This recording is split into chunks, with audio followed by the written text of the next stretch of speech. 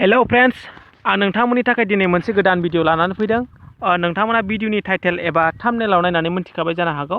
नोंथांमोना भिडिअखौ जागायनायनिफ्राय जोबजासे नाय। आं भिडिअनि गेजेरजों नोंथांमोननो फारि फारि खोन्थागोन। जुदि नोंथांमोना जोंनि एडभान्स बड'लेण्ड इउटिउब चेनेलाव दिनैसो गोदान नायसनदोंबा अन्नानै जोंनि एडभान्स बड'लेण्ड इउटिउब चेनेलखौ साबस्क्राइब खालामनानै ला। लोगोसे साइडआव बेल आइकन फैबा बेल आइकनावबो थुनानै अलाव होनानै ला। थ' जों दानिया भिडिअखौ जागायदिनि। बेयाव नुनाय टपिकफोरनि सायाव जों भिडिअनि गेजेरजों फारि फारि रायलायगोन। नोंथांमोना भिडिअखौ दानालासेनो नायलांबाय था। गिबियाव जों होखानाय बायदि कनस्ट्राक्शन वर्कार 1000 मोनगोन। जाय बिथांमोना लेबार कार्ड दं एबा कनस्ट्राक्शन वर्कार वेलफेयार बोर्डआव रेजिस्ट्रेसन खालामनाय बिथांमोननो जोंनि आसाम गभर्नमेन्टआ 1000 रुपिस होगोन होननानै अलरेडि डिक्लेयार खालामखादों। बेजों लोगोसे जोंनि भारत गभर्नमेन्टआबो जाय बिथाङा कनस्ट्राक्शन वर्काराव रेजिस्ट्रेसन खालामनाय बिथांमोननो 1000 होगोन होननानै डिक्लेयार खालामदों। जुदि दासिमबो जाय बिथांमोना बे फैसाखौ मोनाखै नोंथांमोना मोनगोन। बिनि मोननो थाखाय नोंथांमोना मोनसे खामानि मावनांगोन। चिरां डिस्ट्रिक्ट आरो बङाइगाव डिस्ट्रिक्टनिया दासान्दि बे नोंथांमोना लेबार अफिसाव बेंक एकाउन्टजों लोगोसे नोंथांनि लेबार कार्डखौ हरनांगोन। बेखौ नोंथाङा थांलायनानै हैनो नाङा। नोंथांमोना वाट्सएपजोंनो हरनांगोन नोंथांनि बेंक एकाउन्ट लोगोसे लेबार कार्ड। जोंनि चिरां डिस्ट्रिक्ट एबा बङाइगाव डिस्ट्रिक्टनिया बेखौ लागासिनो दं। नोंथांमोना वाट्सएपजों हरनांगोन। आं दाखालिसो बेखौ हरखांबाय। आंनाव कल खालामनानै लेबार अफिसारा आंनाव कल खालामनानै बुंहरदोंमोन। हागौमानि नोंथाङा खोन्था होनायलाय आं नोंथांमोननो खोन्थाबाय।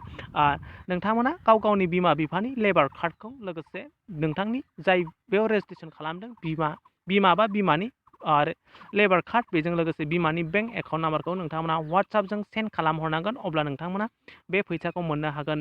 नोंथांमोना बेयाव SMS खालामनायखौ नायनो हागोन। बियो बिथाङा आंनाव बुंहरदों। SMS जोंबो बुंहरदों लोगोसे कल खालामनानैबो बुंहरदों। बिथाङा गावनि आइ कार्डजों आरो बेंक एकाउन्टजों हरनांगौ होननानै नोंथांमोना दासिमबो हराखैबा लेबार अफिसारनो हरनो हागोन। जुदि गुबुन डिस्ट्रिक्टआबो नोंथांमोना गावबागाव डिस्ट्रिक्टनि लेबार अफिसाव खबर ला। माने नोंथांमोना कलजों सोंहर। दाथ' थासारिया मोजां नङा। स्पेसियेलि जोंनि बङाइगाव डिस्ट्रिक्टआवथ' दा नोंथांमोनहा मिथिखागौ रेड जन हिसाबै फोसावनाय जाबाय जोंनि लेबार अफिसार दा बङाइगावआव। बेनिखायनो बेयाव रावबो थांनो हाया। बेनिखायनो वाट्सएपजों हरनांगोन। नोंथांमोना बेयाव जोंनि आसाम गभर्नमेन्टआ माखासे हेल्प खालामगोन नोंथांमोनखौ।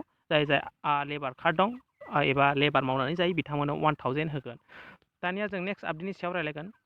जाय बिथांमोना दा जिअ सिम बाहायो जायनाव जिअ सिम दं बिथांमोननि थाखाय गोजोनथाव खौरां। नोंथांमोननो मुकेश आम्बानिया लकडाउननि थाखाय अननानै 2GB सानसेयाव फ्रि 7 डेज होदों। नोंथांमोना मोनोना मोनाखै बेखौ चेक खालामनानै लानो हागोन। बेखौ आंबो 2GB सानसेयाव फ्रि मोनबाय थागासिनो दं। नोंथांमोनाबो चेक खालामनो हागोन। सानसेयाव 2GB 7 डेज नोंथांमोना फ्रि 2GB मोनबाय थागोन। बेखौ चेक खालामनो थाखाय नोंथांमोना गावनि जिअ एप्सआव नायनो हागोन। जिअ एप्सआव थांनायनि उनाव नोंथांमोना लेफ्ट कर्नाराव मोनथाम सिन नुगोन। मोनथाम सिन नुनायनि उनाव नोंथांमोना बेयाव क्लिक खालामनायनि उनाव माइ प्लानाव क्लिक खालाम। माइ प्लानाव क्लिक खालामनाय लोगो लोगो नोंथांमोना फ्रि मोनोना मोनाखै बेखौ नायनो हागोन। बेखौ बयबो मोनखादों। आंबो मोनदों। जुदि नोंथांमोना मोनना मोनाखै नायनो हागोन आरो मोनोना नोंथांमोना भिडिअनि कमेन्ट सेक्सनाव थांनानैबो खोन्थाहरनो हागोन। दानिया जों नेक्स्ट आपडेटनि सायाव रायलायगोन। जायनि न'खराव एबा जायहा कनस्ट्राक्शन वर्कार वेलफेयाराव रेजिस्ट्रेसन खालामनाय माने लेबार कार्ड दं बिथांमोनहा बोसोरफ्रामबो स्कलारशिप मोनबाय थायो। जायनि गथ'फोरा फरायनाय बिथांमोना 4000निफ्राय 20000सिम स्कलारशिप आसाम गभर्नमेन्टआ होबाय थायो। जाय बिथांमोना कनस्ट्राक्शन वर्कार वेलफेयाराव रेजिस्ट्रेसन खालामदों माने जायनि न'खराव लेबार कार्ड दं बेखौ गोबां डिस्ट्रिक्टआनो मोनबाय। जेरै क'क्राझार डिस्ट्रिक्ट, तिनिसुकिया डिस्ट्रिक्ट गासिबनिबो जाय एप्लाइ खालामदों बेखौ सोनानै हरबाय। बेजों लोगोसे जाय सोरबा मोनाखै होननानै भिडिअनि कमेन्ट सेक्सनाव सोंहरदोंमोन नोंथांमोना जुदि बे फैसाखौ मोनाखैबा नोंथांमोना नोंथांमोननि लेबार अफिसाव थांनानै एप्लिकेसन मोनसे होनांगोन। बेजों लोगोसे एप्लिकेसनजों लोगोसे नोंथाङा नोंथांनि बेंक एकाउन्ट माने नोंथांनि मिनि स्टेटमेन्ट खालामनानै नोंथाङा गावसोर बेसेबांसिमनि बियो बेसेबां मासनिफोरनि बियो नोंथांनि पासबुक आपडेट जेरक्स खालामनानै होफानांगोन। गोबां चिरां डिस्ट्रिक्टनि गोबां आरो बाक्सा डिस्ट्रिक्टनि गोबां मानसिफ्रानो सोंहरदों। आं चिरां डिस्ट्रिक्टनि बेबायदि सोंहरनायलाय आं लेबार अफिसारजों फन रायलायदोंमोन आरो SMS चाट खालामदोंमोन। बिथाङा बुंदों गासिबो गावस्रा चिरां डिस्ट्रिक्ट आरो बङाइगाव डिस्ट्रिक्ट आरो गुबुन डिस्ट्रिक्टनाबो हरजोब्बाय होननानै स्पेसियेलि चिरां डिस्ट्रिक्टनिया बेखौ हरबाय। हरनायनि उनाव बिथांमोना बेयाव नोंथांमोना वाट्सएपआव SMS खेलनायखौ नायनो हागोन। बिथाङा बेबायदि बुंहरदों। बिथांमोना गासिबो लिस्टफोरखौ हरबाय। बेखौ पेमेन्टखौ गुवाहाटीनिफ्रायसो हरगोन। बिथांमोना माला हरगोन बेखौ बुंनो हाया, फिक्स बुंनो हाया। बिथांमोना हरसिगोन होननानै बुंदों। जुदि नोंथांमोना बायसान्सआव हाबबाय बायाबा नोंथांमोना एप्लिकेसन होनांगोन लेबार अफिसाव। दानिया जों नेक्स्ट आपडेटनि सायाव रायलायगोन। जाय बिथांमोनाव जान धान एकाउन्ट एबा जिर' बेलेन्स एकाउन्ट दं बिथांमोननि एकाउन्टआव मान्थलि 500 हाबबाय थायो बेखौ नोंथांमोना मोनथिखागौ आरो नोंथांमोना एप्रिल मान्थनिखौ मोनखांखाबायबो जानो हागौ। जुदि नोंथांमोना एप्रिल मान्थनिखौ मोनबाय आरो एबार मे मासनिखौबो नोंथांमोना मोनसिगोन। बे फैसाखौ दिनैनिफ्राय नोंथांमोननि एकाउन्टआव सोनानै हरगोन। गासिबनिबो एकाउन्टआव 10 तारिखसिमाव क्लियारलि हाबजोबगोन।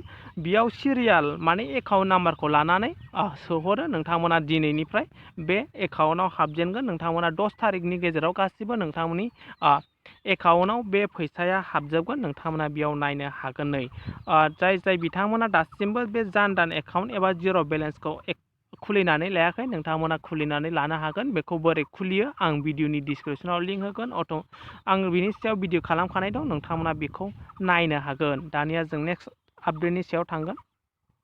ड्राइभारफोरनि थाखाय गोजोनथाव खौरां। नोंथांमोना बेयाव नुखादों ड्राइभारफोरनो होगोन 2000 रुपिस। जाय बिथांमोना कमार्शियेल ड्राइभार बिथांमोननो जोंनि इण्डियान गभर्नमेन्टआ सासेयाव 2000 होगोन। नोंथांमोना बेखौ बोरै मोनगोन?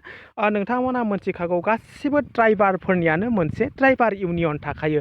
नोंथांमोना बेयाव थांनानै एबा नोंथांमोना बेजों कन्टेक्ट खालामनानै नोंथांनि ड्राइभिं लाइसेन्स आरो बेजों लोगोसे नोंथांनि भटार कार्ड, बेजों लोगोसे पेन कार्ड, बेजों लोगोसे नोंथांनि बेंक पासबुकखौ होनांगोन। जाय बिथांमोना कमार्शियेल ड्राइभार बिथांमोननो जोंनि भारत गभर्नमेन्टआ 2000 बिथांमोननि एकाउन्टआव सोनानै हरगोन। नोंथांमोना गाव गावनि ड्राइभार इउनियननि हेड सेक्रेटारि प्रेसिडेन्ट ड्राइभार इउनियननि लिडारनो नोंथांनि बेंक एकाउन्टजों लोगोसे भटार कार्ड आरो पेन कार्ड, बेजों लोगोसे नोंथांनि ड्राइभिं लाइसेन्सखौ जेरक्स खालामना होबानो नोंथाङा 2000 फैसा मोनगोन। बेखौ जोंनि इण्डियान गभर्नमेन्टनिफ्राय होगोन, सेन्ट्रेल गभर्नमेन्टनिफ्राय नोंथांमोना बेखौ हैबानो जाबाय। दानिया जों नेक्स्ट आपडेटनि सायाव रायलायगोन। दिनैहाय जोंनि बर'नि बिफा उपेन्द्रनाथ ब्रह्मनि थैनाय सान। नोंथांमोना बयबो मोनथिखागौ 1 मे दिनैहाय बिथाङा दिनैनि दिनाव जोंखौ नागारनानै बे बुहुमनिफ्राय थांदोंमोन। नोंथांमोना बेखौ मोनथिनानै लानाया मोजां। दिनैहाय 1 मे जोंनि बर'नि बिफा बड'फानि थैनाय सान। नोंथांमोना बयबो भिडिअनि कमेन्ट सेक्सनाव थांनानै जै बर' हारिनि जै बड'फानि जै होननानै कमेन्ट खालामहर, जाहाथे बिथांनि आत्माया सोरगो रायजोआव सान्थि मोनहैयो। बेजों लोगोसे नोंथांमोना गोजौआव बुंबोनाय टपिकफोरखौ माबाफोर बुजियाखैबा कमेन्ट खालाम। आं हागौमानि नोंथांमोनखौ हेल्प खालामगोन। दिनैनि भिडिअ एसेनोसै। नोंथांमोनखौ नेक्स्ट भिडिअआव बयखौबो लोगो मोनफिनगोन। Thank you for वाचिं।